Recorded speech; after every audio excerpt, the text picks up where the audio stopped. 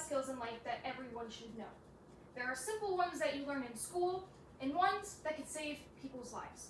A big example of that is CPR, which stands for cardiopulmonary resuscitation, which starts a victim's heart rate back up and beating.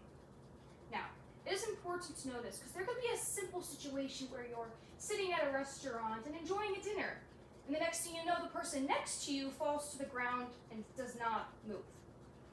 Now, because of that, it's a very common situation you can be in. I'm going to give you a rundown and a quick demonstration of what CPR is. So, again, let's say you're in a restaurant. The first thing you need to do is look down at the body.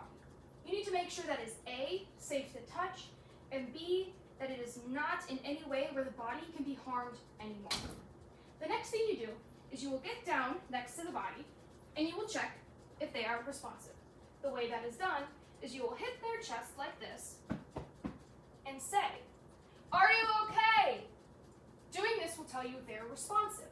The person could simply just fall asleep, but doing that will tell you and show you if they make any movements or humming. The next thing to do to check if they are responsive is checking their pulse, which can be done in the neck or the wrist. But when performing CPR, it is important and recommended to check the pulse on their neck. So, again, the heart rate has stopped. What you do after this, let's say again you are in a restaurant. You need to assign two people specific tasks. One person needs to be assigned to call 911, and the other person needs to be responsible for getting an AED. An AED is a medical device that is used to send shocks to the person's chest, which also helps their heart rate back up and go. But in this case, let's say you are alone. What you do is you call 911, put your phone right next to you on speaker so they can walk you through it and be there during the process. Now after this, you will start chest compressions. A big important thing for chest compressions is your hand placement. You put your left hand up and you link your right fingers within your left hand. You need to make sure that your left fingers do not go like this. They need to be up. The next thing you do is place the hand on the chest. The way I remember it is what I call putting your hand heel on the middle of their chest, which I believe is this part, and that goes to the middle of their chest. So you place your hand heel in the middle of their chest, and another important thing too is you need to make sure your shoulders are above their head. Let's say it's not, and you're pushing down, it's sending it to the side, not down to the middle of the heart. So you need to make sure your hand placement is above and make sure it is correct. So now I'm going to show you 30 chest compressions. 1, 2, 3, 4, 5, 6, 7, 8, 9, 10, 11, 12, 13, 14, 15, 16, 17, 18, 19, 20, 21, 22, 23, 24, 25, 26, 27, 28, 29, 30. And that is chest compressions. After chest compressions, is there an optional thing to do, which is known as mouth to mouth.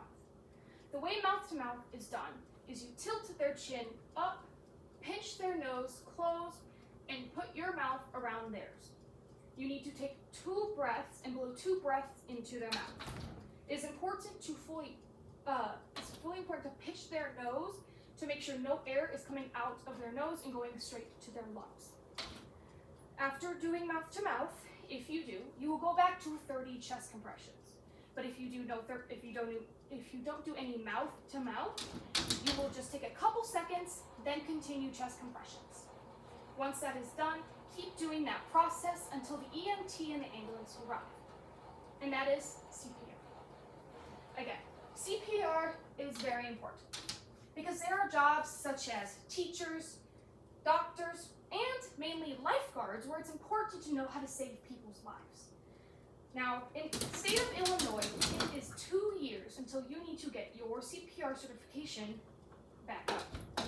I got my certification my sophomore year of high school, and that expired. Then, when I started at my current job, where I work with grades 4th through 6th graders, I had to get recertified since it expired. I got that certification last December. So not next December, but the following December, I will have to get my certification back up and going so I can continue my job. Again, CPR is very important. It is a skill that people need to know that I mainly recommend having. Because, again, you could be sitting in a restaurant and save people's lives.